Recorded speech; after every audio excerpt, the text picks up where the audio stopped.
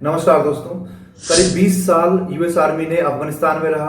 अफगानिस्तान में अफगानिस्तान वॉर लड़ा और लगभग $2 ट्रिलियन से ज्यादा पैसे वहां पर खर्च किए और अब वो वापस रिटर्न हो रही है। और जैसे जैसे यूएस आर्मी रिटर्न हो रहा है वैसे वैसे तालिबान का पूरे अफगानिस्तान पे कब्जा होते जा रहा है। और अगर ये सिचुएशन आ गया कि तालिबान ने पूरे अफगानिस्तान पर कब्जा कर लिया तो ये पूरे वर्ल्ड के लिए ही बहुत ही खराब सिचुएशन होगा और स्पेशली इंडिया के लिए तो होगा, क्योंकि इंडिया का दुश्मन पाकिस्तान है और पाकिस्तान सपोर्ट करता है तालिबान को। तो आप खुद समझ सकते हैं कि अगर पाकिस्तान तालिबान को सपोर्ट करेगा तो इंडिया के अगेंस्ट जरूर वो भड़काएगा तालिबान को। तो ये इंडिया के लिए अच्छी खबर नहीं होगी। तालिबान का दावा है कि लगभग उसने 50% एरिया पे कब्जा कर लिया अफगानिस्तान के, बट अभी भी जो मेन सिटीज हैं, जो मेन शहर है अफगानिस्तान के, वहां पे अफगान फोर्स का कब्जा है। अब यूएस आर्मी के जाने के बाद अफगान फोर्स ने मोर्चा संभाल रखा है, तो ऑब्वियसली अफगान फोर्स के ही अंडर में है अभी भी लगभग 50%। और उन 50% में जो मेन जो सिटीज हैं वो भी अफगान फोर्स के अंदर है। अब क्वेश्चन ये आता है कि तालिबान कौन है और यूएस आर्मी को 20 साल क्यों रहना पड़ा अफगानिस्तान में, और यूएस आर्मी को इतना पैसा क्यों खर्च करना पड़ा, यूएस आर्मी को एंटर ही क्यों करना पड़ा वहां पे अफगानिस्तान में, क्यों जाने की जरूरत पड़ी। तो ये सारे क्वेश्चंस का जवाब आपको आज की इस वीडियो में मिलेगा और हम लोग आज यही से बात करेंगे। बट उन सारी बातों को समझने के लिए पहले आपको अफगानिस्तान के हिस्ट्री को जानना पड़ेगा, क्योंकि अफगानिस्तान का हिस्ट्री बड़ी अजीब है। अगर आप उसको एक बार समझेंगे नहीं अच्छे से तो आपको समझ में आएगा नहीं कि यूएस को क्यों एंटर करना पड़ा। क्योंकि अगर आपको तालिबान को समझना है, अगर आपको अफगानिस्तान को समझना है, आपको यूएस को समझना है कि यूएस क्यों एंटर कर रहा है, तो उसके पूरे हिस्ट्री को समझना पड़ेगा, स्पेशली जो 1800 से स्टार्ट हो रहा है, 1800 सन से स्टार्ट हो रहा वहां से। दोस्तों, अफगानिस्तान को द ग्रेवयार्ड ऑफ एम्पायर्स भी कहा जाता है। शायद आप लोगों को मालूम भी होगा, बहुत लोगों को, और जिनको नहीं मालूम होगा उनको बता दूं मैं। ग्रेवयार्ड ऑफ एम्पायर्स का मतलब हो गया एम्पायर्स का कब्रिस्तान। इसको ग्रेवयार्ड ऑफ एम्पायर्स क्यों कहा जाता है? बिकॉज यहाँ पे ब्रिटेन, रसिया और यूएस तीन दुनिया के सुपर पावर एंटर किए थे इस देश में, बट तीनों में से कोई जीत नहीं पाया था। तीनों वहां पे अपने मुंह की खा के वापस लौटे थे, मतलब अपने नाक कटवा करके वापस रिटर्न हुए थे, अपनी बेइज्जती करवा के तब वापस गए थे। लगभग रसिया तो 9 साल रहा था और ब्रिटेन 3 बार वॉर किया, जिसमें से एक बार उसने जीता था, बाकी 2 बार वो हार गया था। और जो एक बार जीता था वो भी कंप्लीटली नहीं जीता था। ये सारी डिटेल्स मैं आपको बताऊंगा अभी। और जो यूएस है वो लगभग 9 साल तो नहीं लेकिन 20 साल रहा रसिया कंपैरिजन में, और उस 20 साल में इसने अपना जो मतलब पूरा जो मकसद था उसका सिर्फ 50% कह सकते हैं आप कि उसने पूरा किया, बाकी 50% वो चाह के अभी पूरा नहीं कर पाया और उसको वापस रिटर्न होना पड़ा। हमें अफगानिस्तान और तालिबान को समझने के लिए बहुत ज्यादा पीछे जाने की जरूरत नहीं है। अगर हम सिर्फ ब्रिटिश वाले राज से ही स्टार्ट करें तो आपको इजीली समझ में आ जाएगा। जो ब्रिटिशर्स थे वो इंडिया में राज कर रहे थे और उनको ये मन में लालच आया कि हम क्यों ना अफगानिस्तान पे भी कब्जा कर ले और उस पर भी कंट्रोल कर ले, क्योंकि जो अफगानिस्तान था वो Russian empire and British empire के बीच में सैंडविच हो रखा था। उस वक्त ब्रिटिश राज था इंडिया में, तो इंडिया और रसिया दोनों के बीच में सैंडविच था, वो बिल्कुल बीच में था।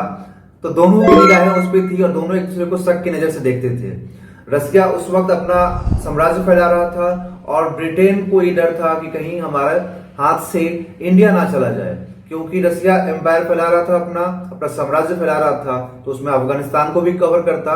और ऐसा कहा जाता है कि रसिया का ये भी प्लान था कि इंडिया पे भी अटैक करके इंडिया को भी अपने कब्जे में लेने का। तो ब्रिटिशर्स को ये डर था कि कहीं इंडिया हमारे हाथ से ना चला जाए, जिसको सोने की चिड़िया कहा जाता था।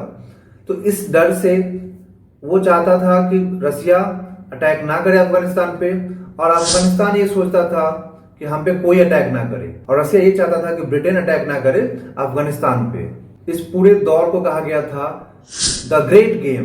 द ग्रेट गेम के नाम से जाना जाता है इस पूरे दौर को, जब रसिया और ब्रिटिश एम्पायर पूरा उस पर कब्जा करने की कोशिश कर रहे थे अफगानिस्तान पे, और अफगानिस्तान बेचारा बीच में फंसा हुआ था। आप एक कार्टून देखेंगे, उसमें एक तरफ शेर था जो इंडिया को रिप्रेजेंट कर रहा है और एक तरफ भालू था जो रसिया को रिप्रेजेंट कर रहा है। तो आप वहां से देखेंगे बीच में अफगानिस्तान है कैसे दुबका हुआ, तो आपको खुद फील आ जाएगा कि उस वक्त अफगानिस्तान की क्या हालत थी। ना अफगानिस्तान इधर का था ना अफगानिस्तान उधर का था, बीच में सैंडविच हो रखा था, फंसा हुआ था। उसको लगता था कभी रसिया अटैक ना कर दे तो कभी ब्रिटिश जो है वो अटैक ना कर दे, तो इस चक्कर में फंसा रहता था। बट जो ब्रिटिशर्स थे उनको ज्यादा डर था, उनको लगता था कि कहीं इंडिया हाथ से ना चला जाए। इंडिया उनके लिए बहुत बड़ा अपॉर्चुनिटी था, तो इंडिया को हाथ से जाने देना नहीं चाहते थे। तो इसके लिए उन्होंने क्या किया कि 1839 में अफगानिस्तान पे अटैक किया और वहां के जो एमीर थे, एमीर दोस्त मोहम्मद खान, उनको उन्होंने हटा दिया और रिप्लेस करके वहां पे उन्होंने अपना एक पसंदीदा चेहरा वहां बैठा दिया, शाह शुजा को।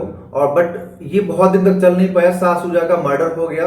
जो वहां के गांव के जो चीफ होते थे ना, एक्चुअली में क्या था, अफगानिस्तान में कोई आर्मी नहीं था, गांव के जो चीफ होते थे वहां पे वही लोग अपने गांव से लड़कों को लेके जाते थे जो अमीर होते थे उनके मतलब फेवर में लड़ने के लिए। मतलब उनकी कोई आर्मी नहीं थी तो उनके फेवर में लड़ने के लिए लेके जाते थे वो लोग। तो वो जो चीफ्स थे उनको पसंद नहीं आया शाह शुजा, जिसकी वजह से शाह शुजा का मर्डर कर दिया उन लोगों ने। और उसके बाद से फिर जो लड़ाई हुई ब्रिटिशर्स और अफगान्स के बीच में, उसमें ब्रिटिश को बहुत बुरी तरीके से हार का सामना करना पड़ा। और ये जो लड़ाई हुई थी उसको कहा जाता है फर्स्ट एंग्लो अफगान वॉर। और ये लड़ाई हुई थी 1839 से लेकर के 1842 तक, और उसमें ब्रिटिशर्स को हारना पड़ा और वापस से वो लोग इंडिया रिटर्न हो गए थे, जो भी उनकी फौज गई थी वहां पर। और फिर से वहां पे अमीर दोस्त मोहम्मद जो एक्साइल में चल रहे थे, जिनको अफगानिस्तान से बाहर कर दिया गया था, वापस से वो अपनी गद्दी पे आके बैठ गए थे। अमीर का मतलब सिंपल आप समझ सकते हैं, सिंपल शब्दों में राजा है एक, जिसके पास अपनी कोई सैनिक नहीं है, वो भाड़े पे सैनिक लेता है अपने गांव से, अपने एरिया से, और जो गांव के मुखिया होते थे वो उनको प्रोवाइड करते थे।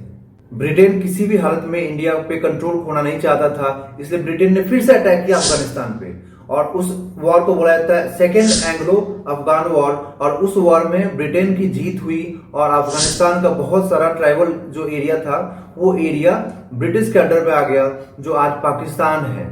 और ब्रिटिश ने उस एरिया पे भी कवर किया और साथ में जो उनका एक्सटर्नल अफेयर्स था, जो विदेशों का उनका मामला होता था, उसको ब्रिटिश अपने अंडर में ले लिया कि उनको सिर्फ वहां पे जो राजा होंगे वो देख रेख करेगा, अंदर के मैटर को, बाहर के मैटर को ब्रिटेन वहां पे सॉल्व करेगा। उसके बाद ब्रिटेन अफगानिस्तान के जो राजा थे उस वक्त जो बनाया गया था राजा, उनको अब्दुल रहमान खान, उनको हथियार सप्लाई किया, उनको पैसे दिए ताकि वो एक बड़ी और लार्ज आर्मी बना सके, बहुत ही पावरफुल आर्मी बनाए।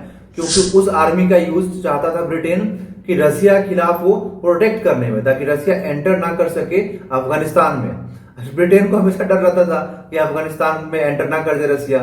तो अब्दुल रहमान खान ने भी एक बहुत पावरफुल आर्मी बनाई और उस आर्मी का यूज होता था अफगानिस्तान को प्रोटेक्ट करने के लिए। बट फिर भी जो विदेश का जो मैटर होता था बाहर का, अफगानिस्तान के बाहर का मैटर, वो अभी भी ब्रिटेन के हाथ में ही था। ब्रिटेन ही सब कुछ डील कर रहा था वहां पे। अब्दुल रहमान खान भी एक ब्रिटेन के ही मतलब पसंदीदा चेहरे थे जिनको बैठाया गया था, और उनको आयरन एमीर के नाम से भी जाना जाता है एंड यूनिफिकेटर ऑफ अफगानिस्तान के नाम से भी जाना जाता है, क्योंकि वो पूरा यूनाइट किए थे अफगानिस्तान को। एक उसकी पर्सनल अपनी आर्मी दिया था अफगानिस्तान को उन्होंने, तो उन्होंने पूरा एक अफगानिस्तान देश बनाने में पूरी हेल्प की थी, इसीलिए उनको यूनिफिकेटर ऑफ अफगानिस्तान भी कहा जाता है। ब्रिटिशर्स का वहां पे कोई इरादा नहीं था सेटल होने का, क्योंकि वो एक बार थोड़ा सा सेटल होने की कोशिश किए थे 1839 में, तो उसका रिजल्ट उनको मिल चुका था कि क्या उसका रिजल्ट हुआ था। तो इसलिए उनका सेटल होने का सेकेंड वॉर के बाद कोई इरादा नहीं था। तो उन्होंने क्या किया कि जब पावरफुल आर्मी बन गई, सब कुछ हो गया, तब उन्होंने एक इंटरनेशनल बॉर्डर बनाया जिसको बोला जाता है डुरैंड लाइन, जो आज के डेट में पाकिस्तान और अफगानिस्तान के बीच में बॉर्डर को डिवाइड करता है। पहले इंडिया और अफगानिस्तान के बीच के बॉर्डर को डिवाइड करता था, बट अभी वो अफगानिस्तान और पाकिस्तान का बॉर्डर हो चुका है, जो डुरैंड लाइन था। और ये लाइन ड्रॉ किया गया था 1893 में अब्दुल रहमान खान के प्रेजेंस में किया गया था, जो उनके किंग थे, और उनके राजी से ही किया गया था। अब उसी वक्त से ही जो ट्राइबल एरिया का हाफ पोर्शन था वो पाकिस्तान में चला गया, और आज वो पाकिस्तान है, उस वक्त तो इंडिया ही था। बट इंटरनेशनल बॉर्डर ड्रॉ होने के बाद भी ब्रिटेन ने अपना वहां से पावर नहीं हटाया। ब्रिटेन ने अभी भी वहां का जो एक्सटर्नल अफेयर्स था, जो विदेश का जो पूरा मैटर था, वो अभी भी ब्रिटेन के हाथ में था। ब्रिटेन उसको अभी भी लूज करना नहीं चाहता था। वो चाहता था ठीक है जो वहां के किंग है वो राज करे, सब कुछ करे, बट जो बाहरी मैटर होगा वो हम डील करेंगे। इसलिए क्योंकि रसिया से अभी भी डर था उनको, रसिया पावरफुल था उस वक्त भी वीक नहीं था, तो उनको लगता था कि रसिया अगर कोई भी एक्टिविटी करेगा तो उसको डील हमसे ही करना पड़ेगा, क्योंकि अफगानिस्तान में हमारा कंट्रोल है, हमारा पूरा इन्फ्लुएंस है वहां पे। तो इस चक्कर में वो लोग वहां से पूरा अपना पावर हटा नहीं रहे थे। बट 1907 में रसिया के साथ एक एग्रीमेंट हुआ ब्रिटेन का, और उस एग्रीमेंट में ये तय हुआ कि जो रसिया है वो मतलब अफगानिस्तान की तरफ देखेगा भी नहीं, अफगानिस्तान से अपनी जो नजर है वो हटा लेगा और अफगानिस्तान के बारे में सोचेगा भी नहीं। और इसके लिए रसिया ने प्रॉमिस भी किया और रसिया ने इस एग्रीमेंट पे साइन भी किया और इस बात को माना भी। और रसिया ने फिर ये भी माना कि हाँ, अफगानिस्तान एक अब अलग देश है जिसपे ब्रिटिश का अभी भी कंट्रोल है, ब्रिटिश का प्रभाव अभी भी उस देश पे है, तो मेरा कोई उस पर अधिकार नहीं है। रसिया ने ये मान लिया और खुशी खुशी वहां पे मैटर खत्म हो गया। फिर 1919 में थर्ड एंग्लो अफगान वॉर हुआ और वो हुआ था वहां के किंग अमनुल्ला खान और ब्रिटिशर्स के बीच में। अमनुल्ला खान जो थे अब्दुल रहमान खान के पोते थे और उनके फादर थे हबीबुल्ला खान, जो अब्दुल रहमान के बाद वहां पे गद्दी बैठे थे। और हबीबुल्ला खान का भी सपना था कि अफगानिस्तान को एक मॉडर्न कंट्री बनाया जाए, वहां पे एजुकेशन सिस्टम अच्छा किया जाए, वहां पे टैक्स को रेगुलराइज किया जाए, वहां पे लैंड को रिफॉर्म किया जाए। बट उसके पहले उनका मर्डर हो गया। बट उसके बाद से जो उनके बेटे आए थे अमनुल्ला खान, उनका सपना था कि हम लैंड को रिफॉर्म करें, हम टैक्स को रेगुलराइज करें, उनका भी सब सपना था और वो कर भी रहे थे। और उसी के लिए उन्होंने थर्ड एंग्लो अफगान वॉर किया जिसमें ब्रिटिशर्स को बहुत बुरी तरीके से हारना पड़ा। और फिर उसके बाद से ब्रिटिश के कंट्रोल से उन्होंने अपने कंट्रोल में ले लिया जो उनका एक्सटर्नल अफेयर्स मैटर था अफगानिस्तान का।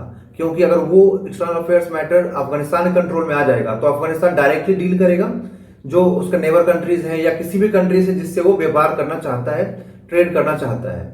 तो इसलिए उन्होंने अपने हाथ में ले लिया इस कंट्रोल को और ब्रिटिशर्स को वहां पे थर्ड वाले वॉर में हार का सामना करना पड़ा और वापस अपने आप को इंडिया में शिफ्ट करना पड़ा। अब नेक्स्ट वीडियो में हम लोग आगे कंटेंट के बारे में बात करेंगे कि वहां पे आगे के जो दो और किंग थे, अमनुल्ला खान और जाहिर शाह, और उसके बाद दाऊद जो उनके कजन थे वो आए थे, और क्या अफगानिस्तान में उनका प्रॉपर एक कंट्रीब्यूशन था, ये हम लोग समझेंगे।